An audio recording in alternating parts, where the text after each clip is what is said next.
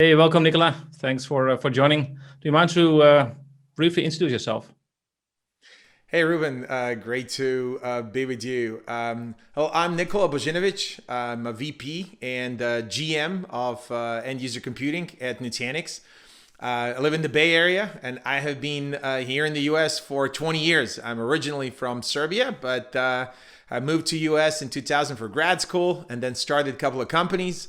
Last one, which is Frame, and we joined Nutanix a little more than 2 years ago, and really enjoying my professional and family life here in the Bay Area, where I live with my wife and two boys.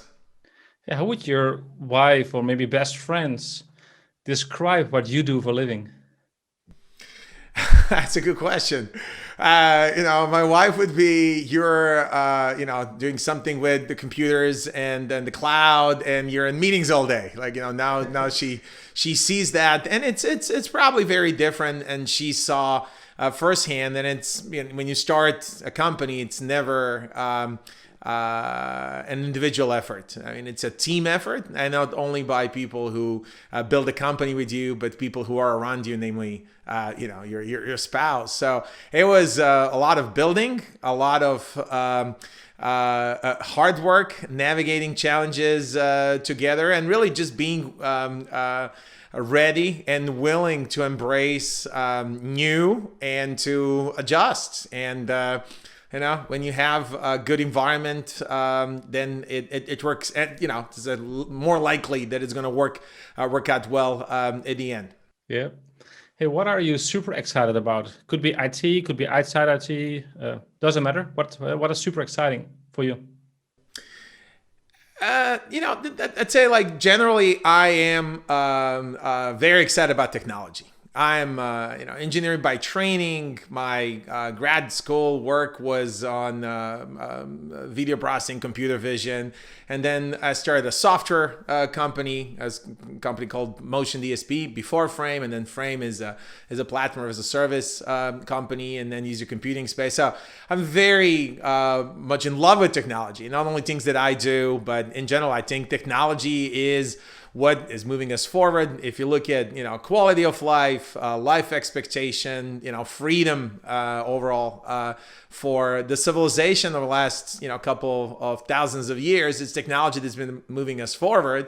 And most of that happened in the last 100 years, and most of that happened in the last 10, 20 years. So it's clearly accelerating. So technology is something I'm just like super excited about. Great, great, great. Talking about shifting gears a bit, talking about end user computing.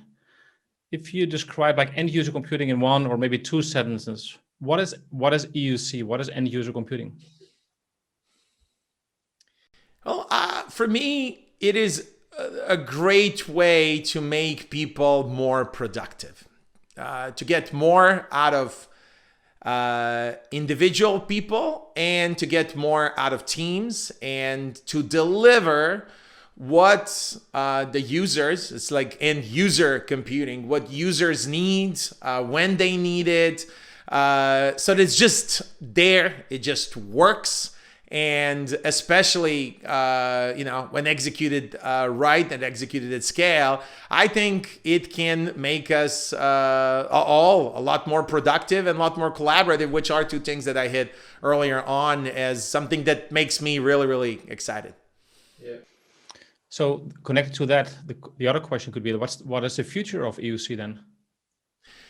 I think it's future of end user computing is very much like the future of work. How is the work going to look like? And the work from 2020 onwards will look very different than the work before the pandemics.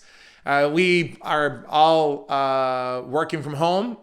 Some people are back to the office, but I don't think we'll see any time soon for a number of reasons. The same configuration from even a year ago. So the future of work is hybrid. I don't think offices are going away. I don't think that, that desire or need to be there with other people, to connect with them, to work together, to collaborate is going to completely disappear. But there are some newfound efficiencies in terms of commute time, in terms of like being able to do some things that we couldn't do before.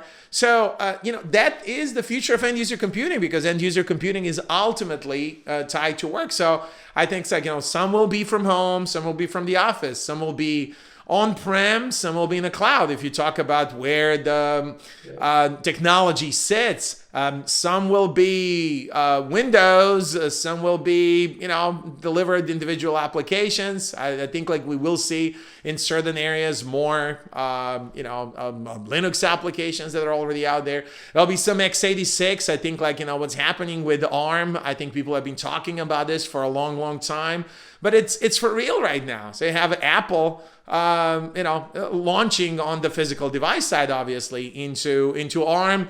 But when you look at the power and performance for ARM in the data center, I think like that's going to be the next big thing as well. So it's going to be hybrid ultimately, and whatever works to get the job done, to make people productive on whatever device, on whatever network. I mean, 5G is exciting. But that doesn't mean we won't be on a Wi-Fi when we come home, or on a office Wi-Fi. We're in the office. So it's these combinations and permutations are just going to continue to grow. And then user computing is there to deliver what's needed just in time, and to make it easy for organizations to deal with that. Shifting gears a bit to another topic, you mentioned work from home, and things have changed. How do you keep yourself motivated and find a decent work-life balance? Maybe you have tips for work-life balance. Like I can use some tips once in a while as well. I think it's less of a balance. It's more like a mend. It's like something that is there. It's together. I think like it's impossible to find that balance. Right now we have a team. You're in Europe, in the Netherlands. I'm here in California. We have team members all over the world. So work-life balance usually is like you check in at 8, you check out at 5, and then you don't think about the work if it's Friday until Monday morning. We all know that's not happening. Yeah, so it's like a work-life integration, not a balance. We're recording this over Thanksgiving break here in the U.S. So like those things don't exist.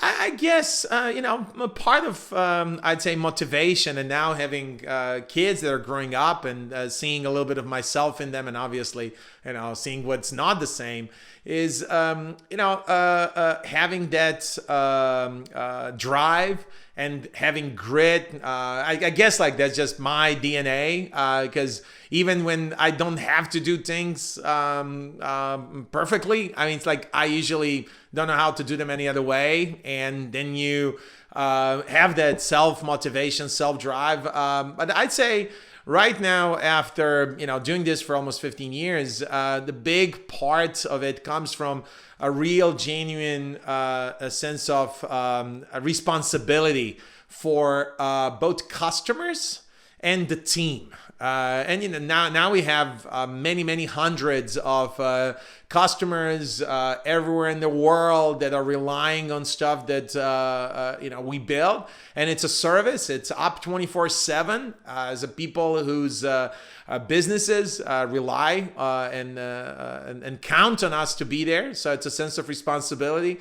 As final question, I prepared a couple of or more than a couple, but some words. And I'm just curious, like your instant response to these, the words I prepped. Here they come. Serbia. Food. End user computing. Dreaming. Sport. Tennis. Živeli.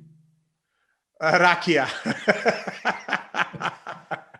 The last one was Cheers in Serbian, and then Rakia is the Serbian hard liquor made from plum usually. So that's fun. Stuff. Yeah, exactly. Nutanix. Growing. 2020. Coronavirus. Holiday. Christmas. Great. Thanks, Nicola. Thanks for joining, and thanks for your insights. Great lessons learned, and great to see you and hear you as well. Thanks for joining. Thanks so much for your time and for putting this great event together.